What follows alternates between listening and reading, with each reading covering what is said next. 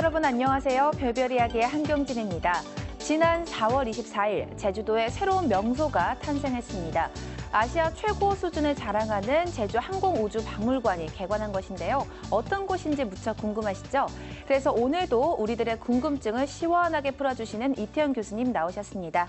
안녕하세요. 네, 안녕하십니까. 드디어 이 제주 항공우주박물관이 개관을 했는데요. 네. 저도 이제 초창기에는 여기 자문위원으로 참석해서 다양한 이런 시설들이 준비되는 걸 봤습니다.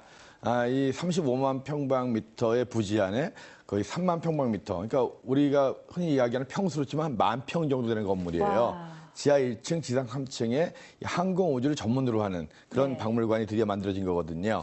예, 여기는 이제 항공역사관이라고 해가지고 네. 그 비행기의 역사와 원리를 배울 수 있는 곳이 있는데 여기는 항공기가 35대가 전시되어 있습니다. 네. 비행기가 35대가 한 곳에 전시되어 있다.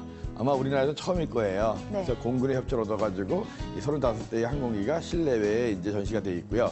그리고 이제 천문우주관이라고 해가지고 우주의 여러 시작서부터 여러 가지 원리들을 배울 수 있는 네. 그런 이제 공부할 수 있는 천문우주관이 있고 그리고 사람들이 그러니까 일반 학생들이 굉장히 좋아하는 그 테마관이 있습니다. 네.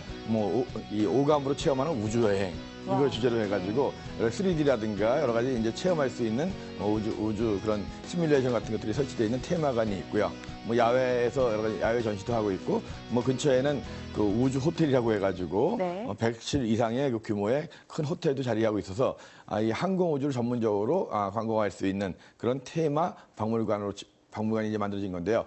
아시아에서 가장 큰 규모라고 합니다. 네, 그래서 혹시 천문우주에 관심 있고 네. 이러신 분들 제주도 여행하실 때 꼭 한번 가보시면 좋겠는데 문제는 좀 비싸다는 거예요. 입장료가. 그런가요? 네, 일반 과학관에 비해서 좀 입장료가 비싼데 들어가는 입장료가 이제 성인은 한 15,000원 정도, 네. 어린이는 그러니까 청소년들은 한 13,000원 정도 하는데 이게 끝이 아니거든요. 가가지고 이제 테마관을 체험을 하려면 네.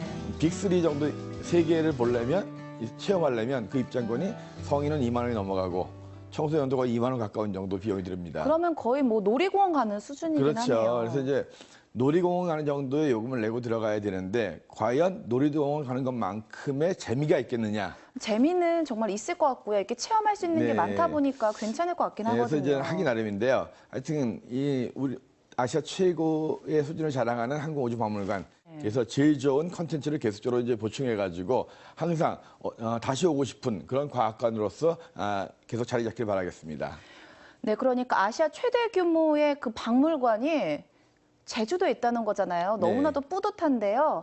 그러니까 이렇게 천문 우주에 관심 많은 사람들이 꼭 한번 찾아가 봐서 이렇게 여러 체험을 해보는 것도 참 좋겠다는 생각이 들었습니다. 네네. 자, 그럼 지난 한 주에는 어떤 일이 일어났을까요? 별별 뉴스 시작하겠습니다. 우주비행사 소변을 식수는 물론 에너지로 전환하는 새로운 기술이 개발됐습니다. 나사 에임스 연구소의 에두아르도 니콜로 박사팀은 소변과 샤워물을 모은 후 정방향 삼투압 기법을 이용해 처리한 건데요. 연구자들이 개발한 새로운 요소 바이오 반응기 전지화학 시스템은 유기탄소의 80% 이상을 제거하는 데 성공했으며 약 86%의 요소를 암모니아로 전환시키는 데 성공했다고 합니다. 연구자들은 이번 결과는 우주비행 임무에 초점을 맞추고 있지만 요소 및 암모니아를 포함하고 있는 수처리 시스템에도 적용될 수 있을 것으로 기대하고 있습니다. 최근 나사는 우주인의 소변을 재활용하는 기술을 발표했습니다. 소변을 재활용해 전기를 만들고 이 과정에서 나온 물은 식수로 사용할 수 있다고 하는데요. 교수님 좀 궁금한데 어떤 소식인가요? 네, 이 우주에서 물을 얻는 거 굉장히 중요한 거거든요. 네. 이 지구에서 물을 갖고 가려면 그 양이 장난이 아니잖아요. 우리가 하루에 먹는 물의 양이 거의 네. 1리터 이상을 먹는다고 생각을 해보세요. 그러면 이제 이것이 이제 우주에서 한 달 있다. 또 이제 화성까지 가려면 뭐 거의 왕복 1년 이상 있어야 되잖아요. 네. 이 많은 물을 식후 가기 굉장히 어렵죠. 그러니까 결국은 물을 재활용할 수밖에 없습니다. 네. 먹는 물을 재활용하는 방법, 가장 좋은 방법은 역시 소변을 이용하는 방법이겠죠. 그래서 화성 탐사라든가 이 장시간 우주 여행의 프로그램에 있어서는 이 소변을 재활용하는 기술들이 계속 개발하고 있어요. 네. 이번에 나사에서 이제 발표한 거는 소변을 재활용해서 단순히 먹기만 하는 것이 아니라 네. 여기서 전기까지 얻겠다는 거거든요. 네. 그래서 소변에는 이제 뭐 그 질소 성분이 있는 요소라든가 이런 것이 많이 있는데요. 소변을 특수한 필터에 넣고 나면 거기서 네. 물과 요소 성분만으로 이제 분리하는 겁니다. 그래서 이제 또 이 요소 물은 이제 마실 수 있게 만들고 그다음에 이 요소 성분을 갖다가 특수한 또 이제 변환기에 넣으면 여기에서 이제 암모니아로 변환되면서 이걸로써 전기를 얻을 수 있다는 거예요. 그래서 소변을 이용해서 마실 물도 얻고 전기를 얻을 수 있는 네. 굉장히 일석이조의 효과가 나는 거죠. 근데 실제로 어쩔 수 없는 상황이 되니까 먹기야 하겠지만 상당히 네. 먹는 사람들도 좀 꺼림직하긴 하겠죠. 꺼림직하게 하겠죠. 그러니까 내 소변뿐만이 아니라 여러 사람들의 소변을 같이 네. 먹어야 되는 부분도 있으니까요. 근데 그만큼 정화 시설들이 좋아지고 있고 네. 필터가 좋아지기 때문에 아마 그런 걱정은 거의 없을 것 같습니다. 근데 앞으로 정말 장시간 우주 여행을 하려면 네. 이 소변을 이용하는 거 아주 필수거든요. 그리고 만약 이걸 갖다가 그냥 활용하니까 재활하지 않고 버리는 것도 문제가 되거든요. 그럼요. 근데 버리려고 하면 우주 바깥에다 버리면 이게 또 얼음덩어리가 되잖아요. 얼음덩어리가 되면 다른 우주선에 피해를 줄 수도 있고 우주 쓰레기가 될 수가 있거든요. 네.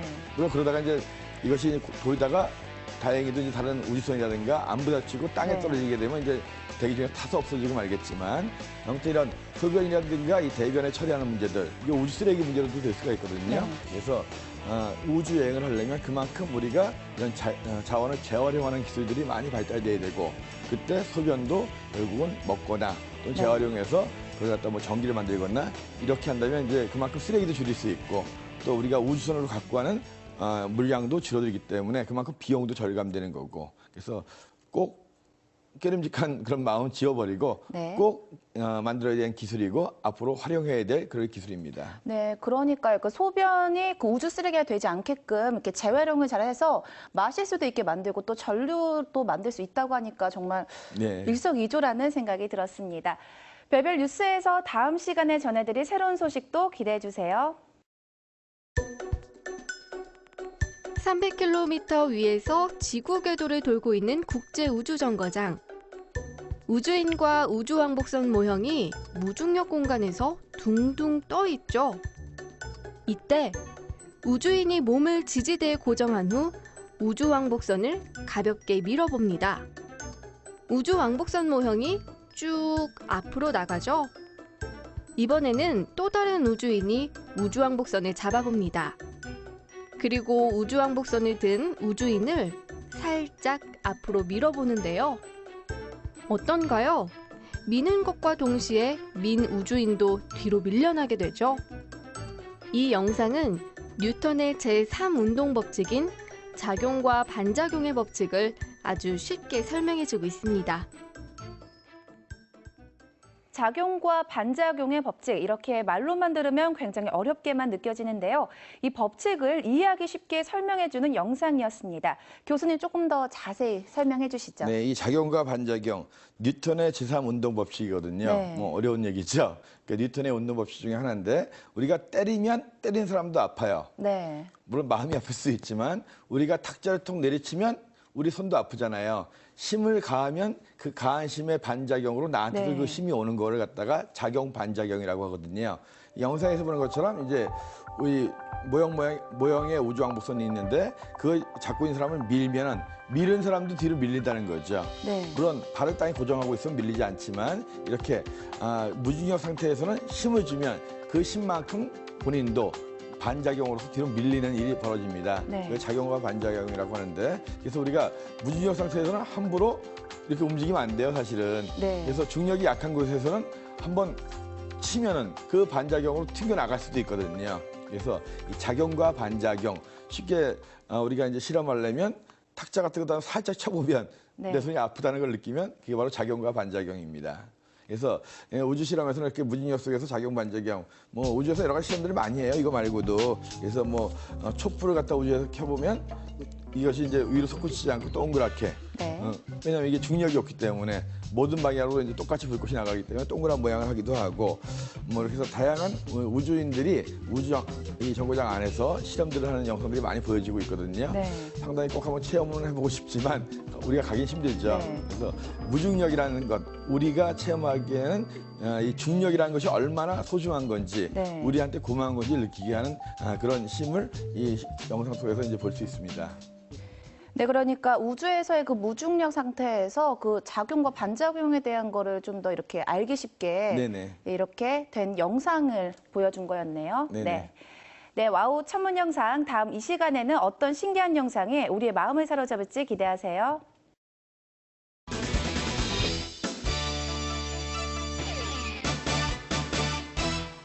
재미있는 생활 천문학 문제. 북두칠성처럼 지평선 아래로 지지 않는 별을 네모라고 한다. 정답은 주국성.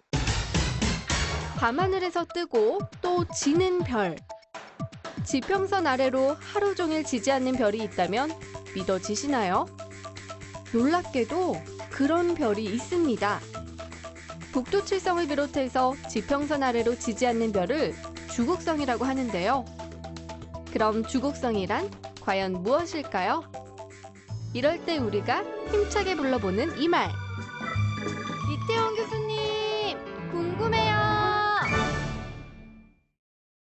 와, 모든 별은 뜨고 진다고만 생각했는데 그렇지 않은 별도 있었군요. 교수님, 지지 않는 별은 무엇인가요? 네, 북극성은 지지 않잖아요. 네. 해가 뜨면 안 보일 뿐이죠. 그죠? 북극성처럼 북극성 주위를 돌고 있는 별들은 항상 뜨지 않고 지지 않고 떠 있습니다. 네. 이런 별들을 주국성 이렇게 부르거든요.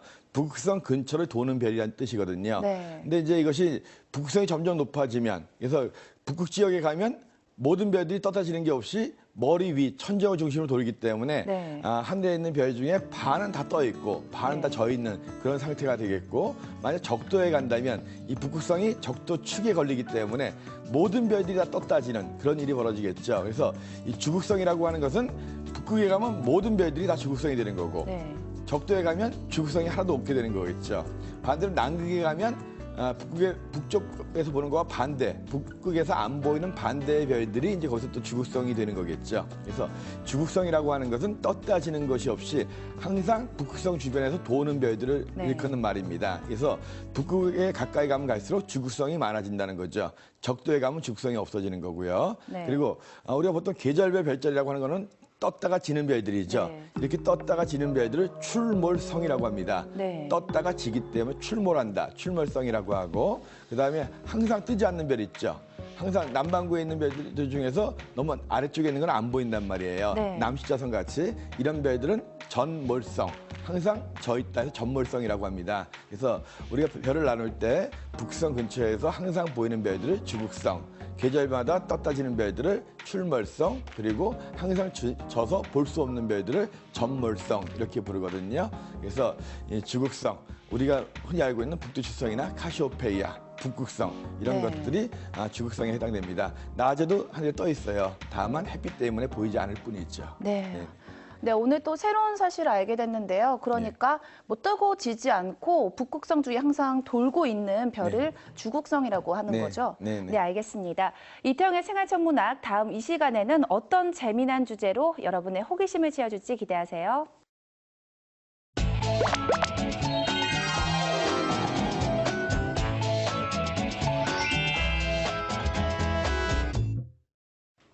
한 주 동안 하늘에서는 어떤 일들이 벌어질까요? 반짝반짝 천문 현상을 보시면 아실 수 있습니다.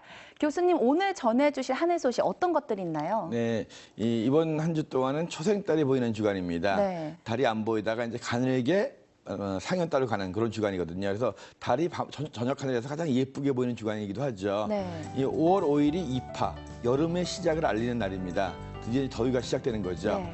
이 5월 5일 밤에는 이 더위를 알리는, 또 하늘에서 별똥별들이 많이 쏟아지는 그런 행사가 있습니다. 네. 이 물병자리 에타 유성우라고 해가지고 물병자리 에탑의 주변을 기준으로 별똥별이 많이 떨어지는데요. 거의 시간당 많게는 한 50개 이상의 별똥별이 보인다 그래요. 그래서 5월 5일 날 밤부터 5월 6일 네. 이때쯤 혹시 밤에 잠 안 오시는 분들, 네. 또 요새 이 어려운 시절에 그 소원 빌고 싶으신 분들 많죠. 네. 예, 밤하늘 보면서 소원 빌 수 있는 기회가 되거든요. 5월 5일 밤부터 5월 6일 정도 사이에 네. 시간당 50개 가까운 그런 별똥별이 떨어지는 물병자리 에타 유성우라는 현상이 일어난다 하는 거 아시고요. 아무튼 이번 한 주 동안 저녁달인 초생달이 예쁘게 보이는 한 네. 주입니다. 저녁 하늘에서 달 구경하시면서 또 별똥별 보고 소원도 비시는 그런 좋은 한 주 되시기 바랍니다. 네, 그러니까 이번 한 주에는 초생달을 볼 수 있는 좋은 때고 또 5월 5일 밤 사이에는 그 물병자리 에타 유성으로 볼 수 있는 좋은 시기라는 말씀이신 거죠? 네네. 네, 알겠습니다. 오늘 전해드린 천문현상 여러분도 꼭 한번 찾아보시고요. 다음 이 시간도 기대하세요.